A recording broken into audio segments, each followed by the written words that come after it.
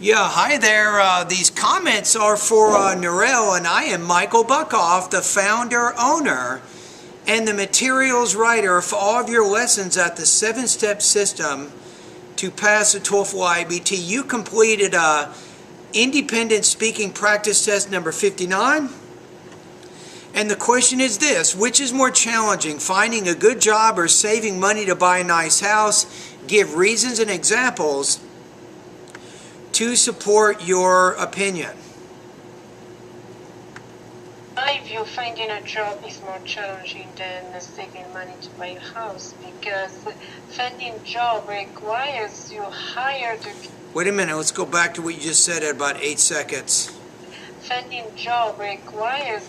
You want to say because finding a job requires, so you didn't clearly pronounce that idea, finding a job. You higher degree and a lot of experiences. Finding a job really requires...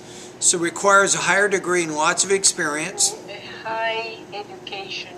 For example, my parents never had a chance to go to school. So never had a chance to go to school. Don't forget, with those singular count nouns, you have to put the article either a or the before those. They never graduated from college, and because of that, they are working in a... They never got what? For example, my parents never had a chance to go to school, so they never graduated from college, and because... So they never got... I'm not exactly sure. Rated from college? I'm having trouble understanding that word. I'm going to pass on that. So that they are working in a bakery. Another thing that... Wait a minute. They're working in what now? From college, and because of that, they are working in a bakery. That. Again, I'm not exactly sure what you're saying there. The things that a good job requires you is a lot of experiences. Linda, my friend, even though she is a nurse, but she doesn't have enough experiences. So someone requires you is a lot of experiences.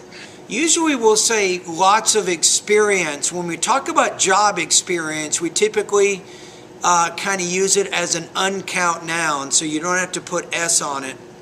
Linda, my friend, even though she... Maybe when you bring up the word Linda, you might use a word like for instance, or for example, or a case in point, or to illustrate. Some type of transition word to prepare for that specific detail. A nurse, but she doesn't have enough experiences. So I'll say because she doesn't have enough job experience. Someone else with more experiences got the position in a hospital.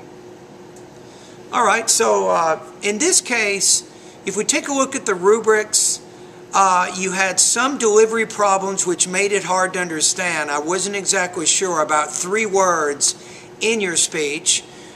From a language use perspective, be careful.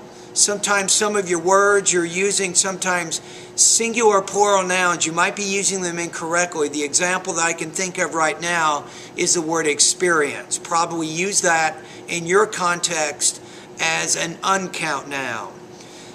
From an organizational standpoint, I think you did a fairly good job, although I suggested that you put a transition word in there in the middle of your speech to introduce the example of Linda that you used to illustrate your idea. So your score here, I'm going to put you at about 2.66 out of 4, 20 points out of 30 on this particular practice test.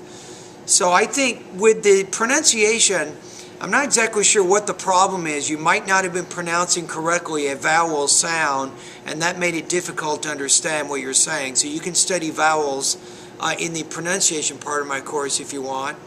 Language use, just be careful about singular and plural count nouns or non-count nouns, and make sure you kind of understand how to use those.